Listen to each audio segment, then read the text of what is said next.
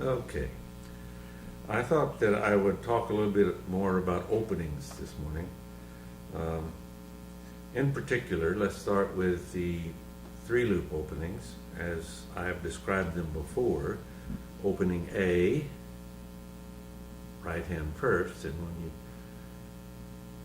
turn your hands this way, it touches on the bottom string. If I do right DNA, touches both strings, left DNA, doesn't touch, and opening B touches on the top. There's another way of looking at that. If I do left and then right, I have opening B.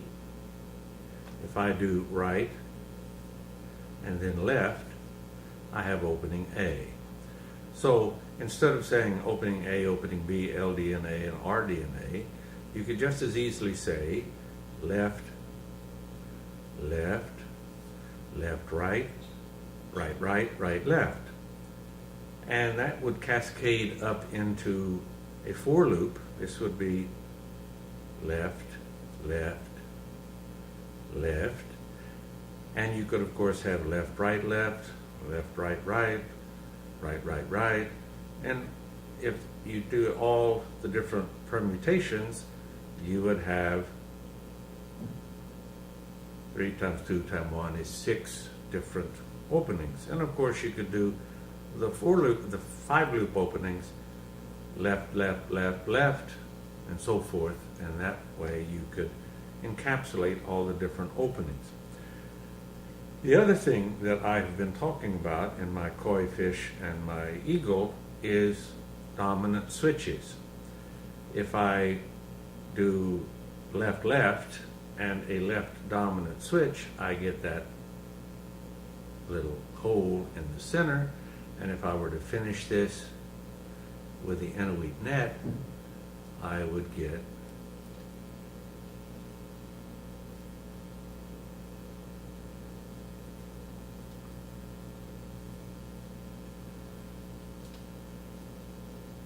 this in the center. And if you can come in on that, you will see that it is a little more complex than it at first looks. It has a loop here holding those 2 center loops and a loop over here, and it's fairly symmetrical. If I were to do a right, left, and a left dominant switch, I would get a similar looking center.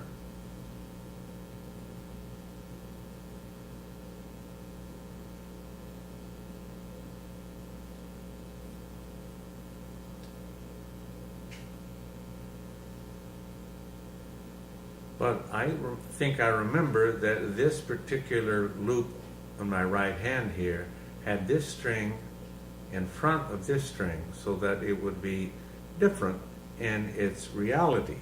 And of course, if I were to do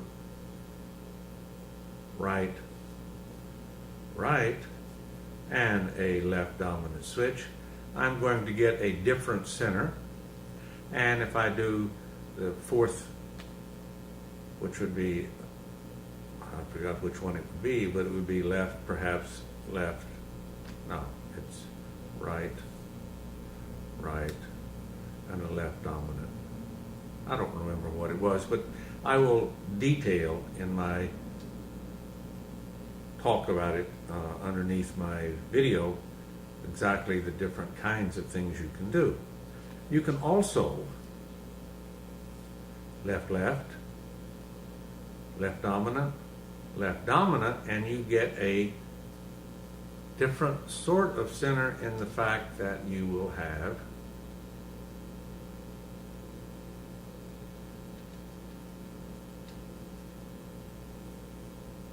you can come in here a little bit, you will see that there is a tendency for it to double wrap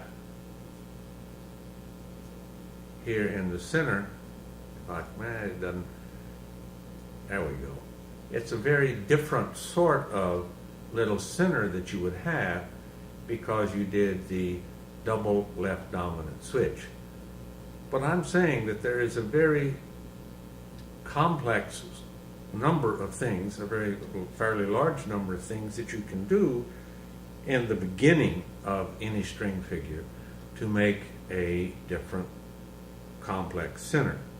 And of course, most of my string figures are iterative, and once you have that complex center, the iterations tend to do the same thing each time, and they do not have the opportunity for the particular differences that that first set of weaves will make.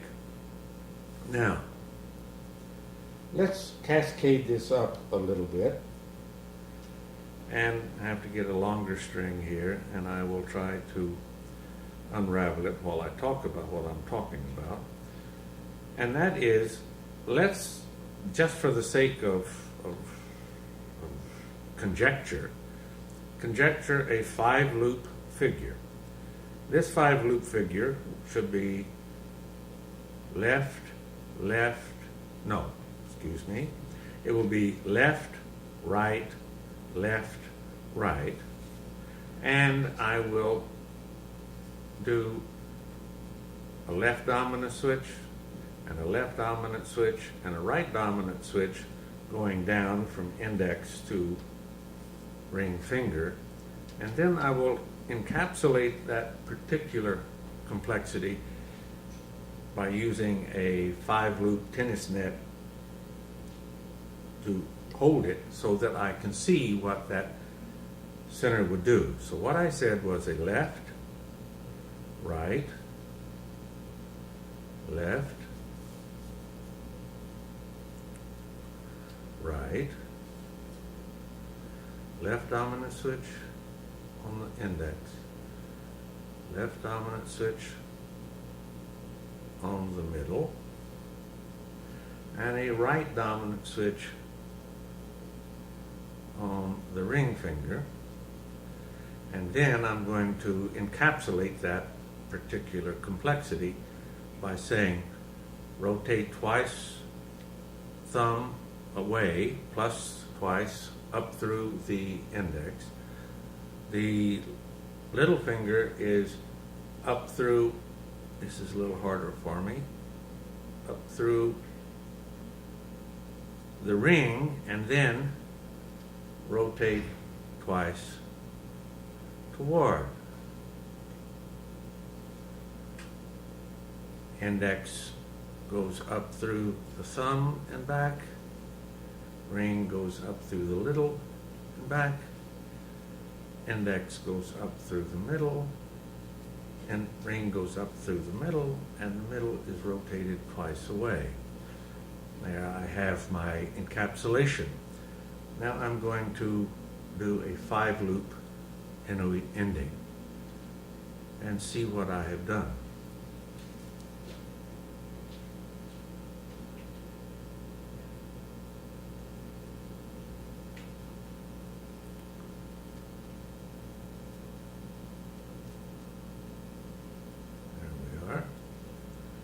And I will power lift it up and make a little, see if I can turn that around so you can see what I see, because the sides are different.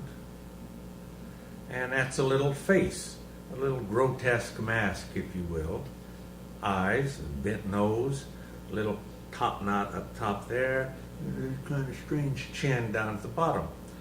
And I have made a couple of pictures of this so that you can see more clearly and have a chance to look it over exactly what it is.